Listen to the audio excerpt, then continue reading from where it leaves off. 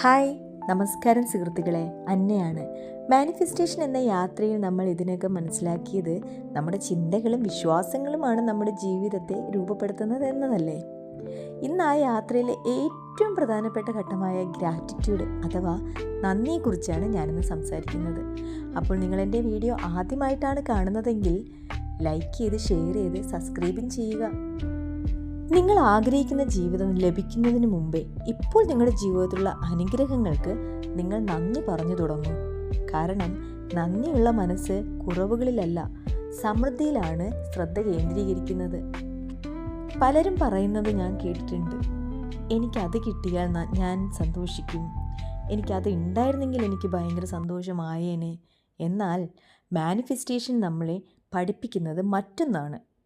ഇപ്പോൾ ഞാൻ തന്നെ നന്ദിയുള്ളവനോ നന്ദിയുള്ളവളോ ആകുമ്പോൾ എൻ്റെ മനസ്സ് കൂടുതൽ നല്ല അവസരങ്ങളെ സ്വീകരിക്കാൻ തയ്യാറാകുന്നു.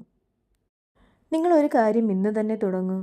എല്ലാ ദിവസവും രാവിലെ നിങ്ങൾക്ക് നന്ദി പറയാൻ കഴിയുന്ന 5 കാര്യങ്ങൾ എഴുതി തുടങ്ങൂ. അത് വലിയ കാര്യങ്ങളാവണമെന്നില്ല.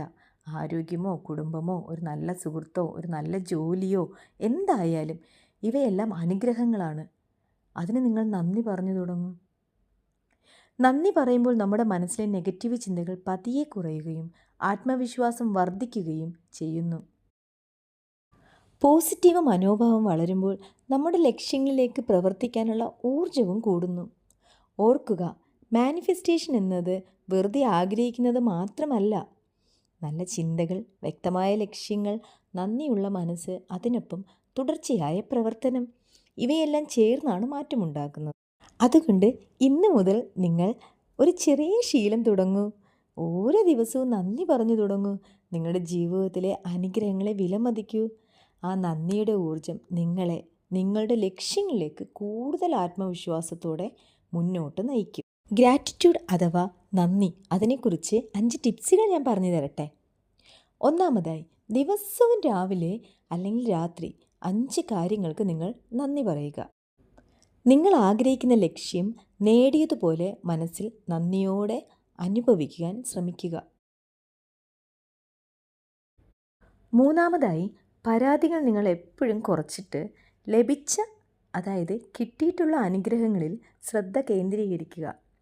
4, നിങ്ങളെ സഹായിച്ച ആളുകളോട് ഹൃദയപൂർവ്വം നന്ദി പറയുന്ന ശീലം വളർത്തിയെടുക്കുക.